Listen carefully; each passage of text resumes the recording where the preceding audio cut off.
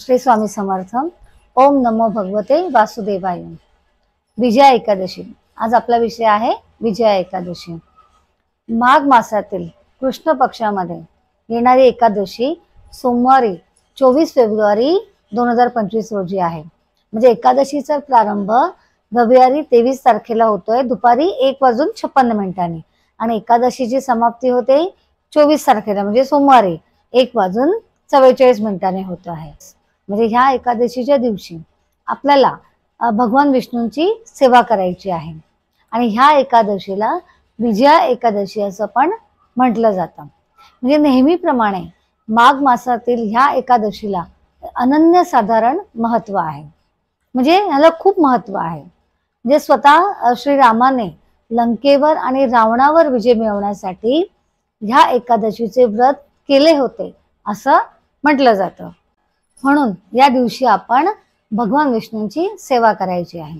म्हणजे घरातील विष्णूंच्या मूर्तीवर पंचामृताने स्नान घालून अभिषेक करून त्याची पूजा करायची आहे. त्यांना पिवळ्या रंगाची फुलं व्हायची आहेत. सहस्त्र तुळशी अर्चनाचं महत्व या दिवशी खूप आहे. तसंच श्री विष्णू सूक्त, नारायण सूक्त, श्री विष्णू सहस्त्रनाम स्तोत्राची आवर्तनम, ओम नमो नारायणाय, ओम नमो भगवते वासुदेवाय किंवा अन्य भगवान विष्णूंच्या नावाचा जप करायचा आहे. हे व्रत केल्याने सर्वत्र विजय प्राप्त होतो. तसंच शारीरिक आणि मानसिक स्वास्थ्य चांगलं राहतं. जन्म जन्मांतरीचे पाप जे आहे त्याचं निवारण होतं. वैकुंठ धामाची प्राप्ती होते. उपवास जरी आपल्याला जमला नाही करायला तरी पण दशमी आणि एकादशीच्या दिवशी भात, मसूर आणि वांगी खायची नाहीये आणि कोणाला अपशब्द सुद्धा बोलायचं नाही. म्हणजे नुसतं उपवास किंवा सेवा करून नाही तर काही गोष्टी आपल्याला ह्या पण पाळाव्या लागतात.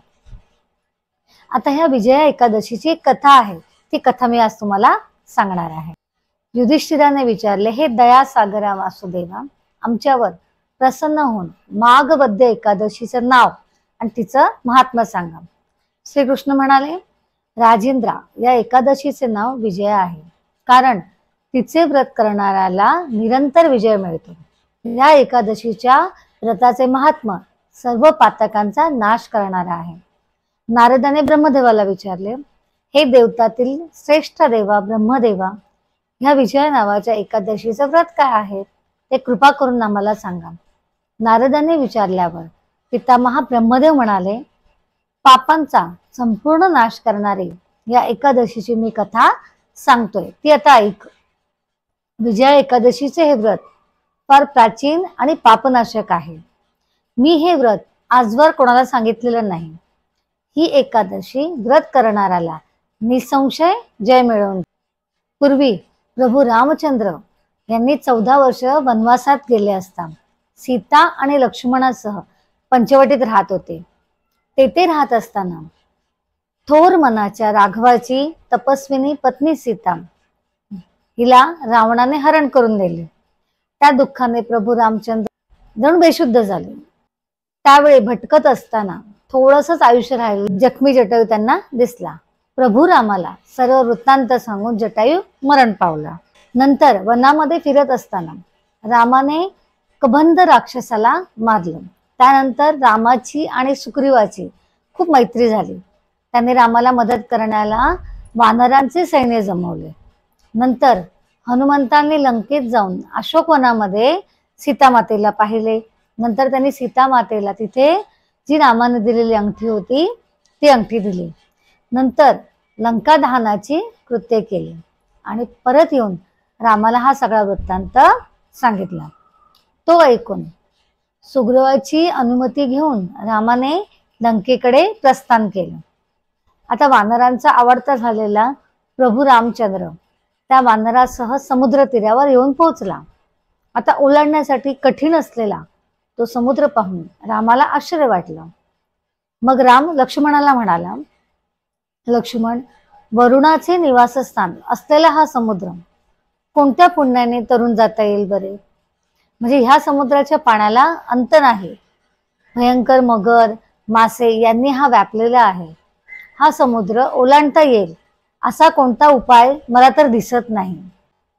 लक्ष्मण म्हणाला, हे पुराण पुरुषा रामा, तू तर आदिदेव आहेस. येथे जवळच एक बेटावर बगदाल्भ ऋषी आहेत.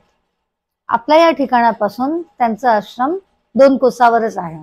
हे रघुनंदना, या बकदाल्भ ऋषींनी कित्येक वर्ष ब्रह्मदेव पाहिले आहेत. हे राजेंद्रा, अशा पुरातन ऋषी श्रेष्ठाकडे जाऊन त्याला समुद्र ओलांडण्याचा उपाय विचारूया आपण. लक्ष्मणाचे हे कल्याणकारक बोलणे ऐकून रामचंद्र श्रेष्ठ मुनी बकदाल्भ्याच्या दर्शनाला गेले आणि ज्याप्रमाणे देव विष्णूला नमस्कार करतात त्याप्रमाणे रामाने बकदाल्भ्याला नमस्कार केला. राम म्हणजे काही कारणाने मनुष्य अवतार घेतलेला पुराण पुरुष परमेश्वरच आहे हे त्यांना ऋषींना कळलं.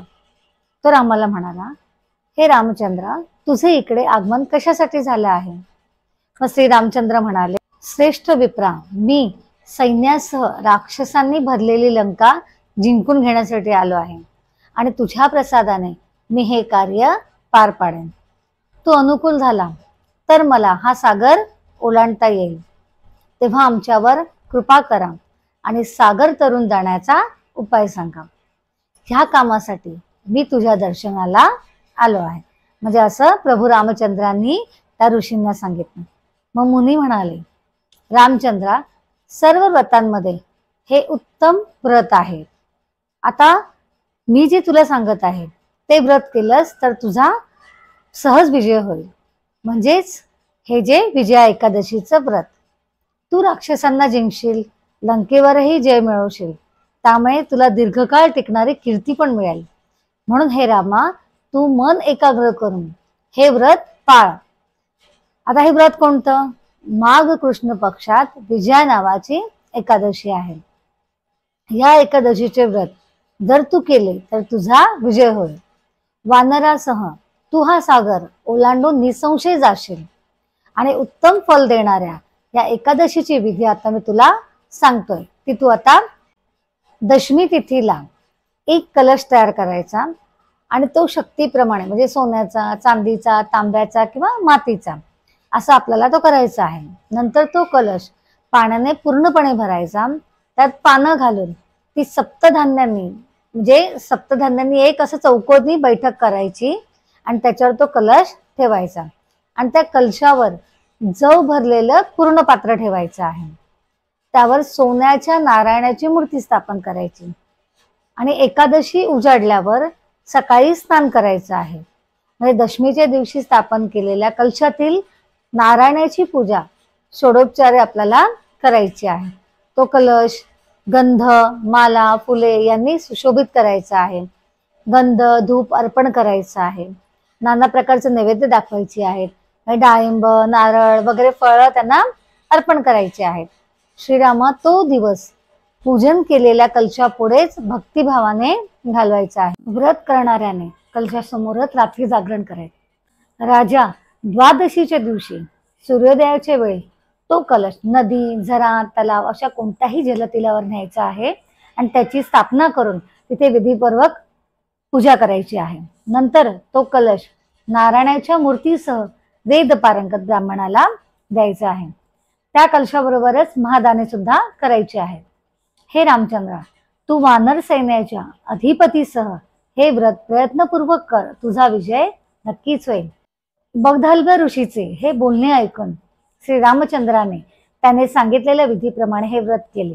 ते व्रत केल्यानंतर त्या रघुनंदनाला विजय मिळाला. राजा किंवा जे मानव हे या विधीप्रमाणे व्रत करतील त्यांना या पृथ्वीवर विजय नक्की मिळेल. शिवाय अक्षय स्वर्गलोक सुद्धा लाभेल. म्हणून हे राजा, याकरता विजय एकादशीचे व्रत सर्वांनी करावे. या विजया एकादशीचे महात्म्य सर्व प्रकारच्या पातकांचा नाश करतं. हे महात्म्य वाचल्याने किंवा ऐकल्याने वाजपेयी यज्ञाचे सुद्धा फळ मिळतं. याप्रमाणे स्कंद पुराणातील कृष्ण युधिष्ठिर संवादातील हे विजय नावाच्या एकादशीचं महात्म्य संपूर्ण. श्री कृष्णार्पण मस्तु. श्री स्वामी समर्थ. गुरुमाऊली चरणार्पण मस्तु.